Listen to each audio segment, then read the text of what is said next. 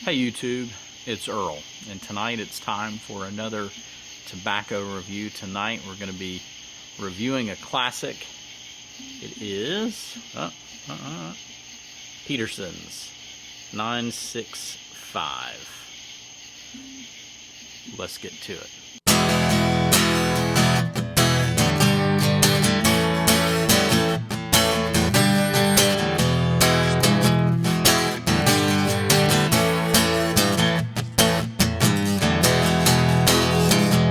Okay guys, so if you've watched my first impressions video, you know we are going to be reviewing tonight 965, Peterson's version of this.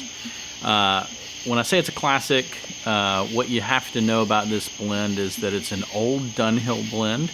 The manufacturer of Dunhill Pipes used to produce this blend way back a long time ago, maybe further back than the 60s, not really sure. At one point, Murray's of London produced this blend, and then it went from Murray's to Orlick, which is STG now, and STG produced the blend for many years, and then Dunhill decided to stop producing pipe tobacco, and Orlick or STG finally bought the rights to the recipes and to the artwork and rebranded it under the Dunhill name, or under the Peterson name, excuse me. So that is Peterson 965. Like I said, it is a classic. If you spend any time around people who smoked in the 60s, 70s, even early 80s, this is kind of maybe one of the, what we call a Trinity blend, certainly when it came to English blends from Dunhill. So from what I understand, you kind of considered Early Morning Pipe, Nightcap, and 965 as part of kind of this trinity of blends, Early Morning Pipe being the lightest, 965 being your next step up, and then Nightcap. All of those probably because of their prominence of Latakia and all of that.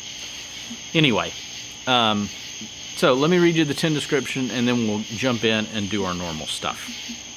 Okay, balanced smoking tobacco with a cool flavor, brown Cavendish, accompanied by light Orient tobaccos and small Latakia leaves. English mixture. So it's got Latakia in it. That, by default, for most people, makes it an English blend. There's some maybe argument to be had there, but it is an English blend. And it is a nice ribbon cut that you can see here. You can see it's nice, really breaks apart really easily, very easy to light and to pack a pipe with. When you open the container here, and this has been open for a week, so it's all evolved. If you want to know what it smelled like when I first opened it, go watch my first impressions video. But on the nose is very much, you get the smoky Latakia. I think that kind of dominates everything. But there's kind of this sweet, musty,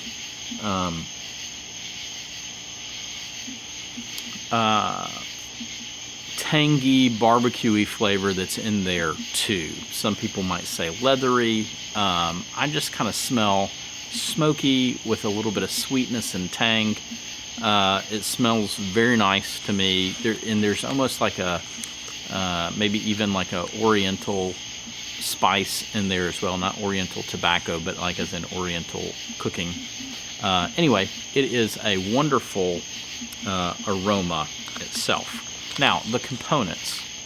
It says it has brown Cavendish, Orientals, and Latakia in it. And as far as I can tell, that may be the only components. If you look at the description on smokingpipes.com, that's the only three components. Is you have Cavendish listed, you have Orient tobaccos, particularly I believe it says bright leaf Macedonian. Okay, so that's the type of Oriental you're dealing with, and that would account for it. In my first impressions video, again, I said I felt like there's some bright leaf in here. That still could be Virginia's, I'm not sure. if you go to tobaccoreviews.com, it says that there is Virginia tobaccos in here. And so I'm just not certain. Just based on identifying, I don't get an overwhelming presence of Virginias here, but hey, it's all tobacco, and it all tastes a little bit similar as you're going along. But many of you may have asked, and I kind of touched on it on the last video, what is brown Cavendish? And this led me on a chase on an article that, wow, I didn't know Cavendish was as complicated as it is, and how many different versions of Cavendish there are. So from what I understand, over in England, black Cavendish would be Virginia tobacco that has been pressed and heated and steamed, and then flavoring may be added later or maybe not. So over in England, an unflavored black Cavendish is very similar to what we would call a stoved Virginia over here. Especially our jet black stoved Virginias would be very similar to black Cavendish over on the continent and in England.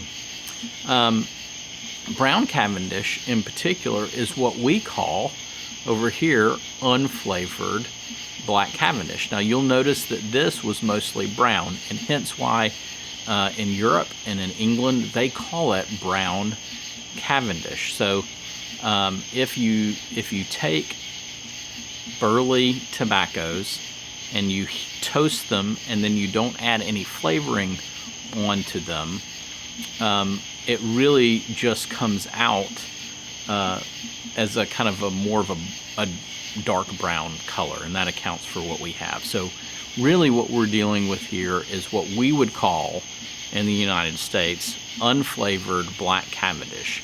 But because the flavoring hasn't been added, it hasn't turned that extra dark black color. And that is from all of that information I just gave you is from a Pipe and Magazine, or pipemagazine.com article by Russ Willett. And since he's an expert blender, he should know. So anyway, if you had any questions about what that is, it still has a somewhat sweet flavor to that Cavendish process. But tonight, before I get in and I light my bowl here, let's do some house cleaning, because I am about halfway through house cleaning. I think I got that from Padre Piper. Housekeeping, because I'm about halfway through a bowl here. And I'm smoking this in a C13, which is a Briarworks pipe. It's got some beautiful bird's eye, and it's just a nice little petite bent billiard. Briarworks pipes are great. If you haven't checked them out, I don't want to say they're on the expensive side, but they're a little bit more expensive than maybe a comparable Savinelli pipe. But they have some wonderful classic shapes, and the craftsmanship and fit and finish is really interesting. And if you ever have some time, look them up. What they do in their factory is fairly unique. So with that, let me light it up and tell you what I think.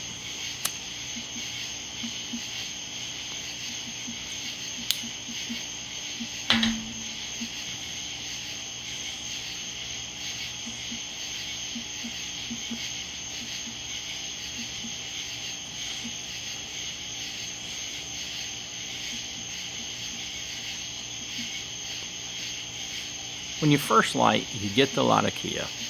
It's there, you know it's there, it asserts itself. But really, beyond the first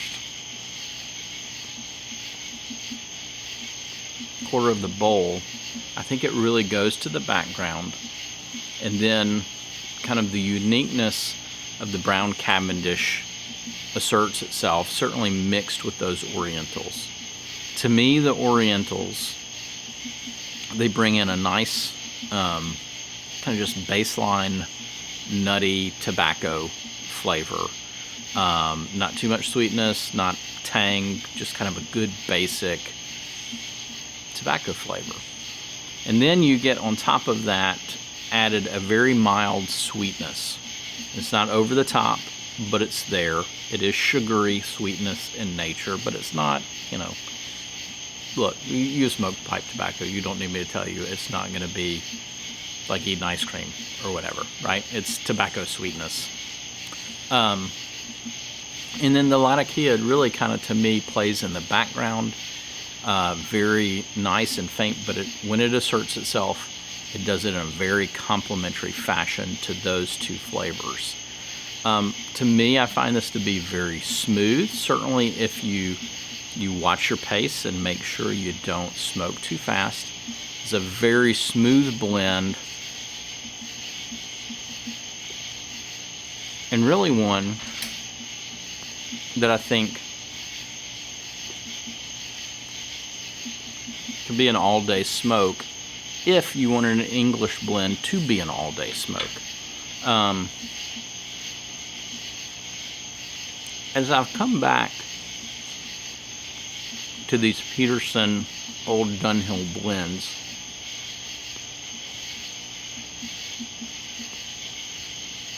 I think that is the thing that impresses me the most, is the smoothness of all of them, is that none of them really tend to get harsh on you. I'm not saying you couldn't push them to get harsh, but they're all very good, solid blends with just slight tweaks here and there to their components and flavor profiles. But I absolutely find this to be a good, smooth smoke. It's a little bit underwhelming. It's not, to me, it's not the best thing that you've ever had. It's certainly not the most unique thing that you will ever have or experience. But it is a good, solid smoke. It's smooth. You don't have to worry about harshness. And if you're looking for just a little bit of sweetness, but you don't want some aromatic mess that's going to overpower everything else, I think this is a good blend for you to try.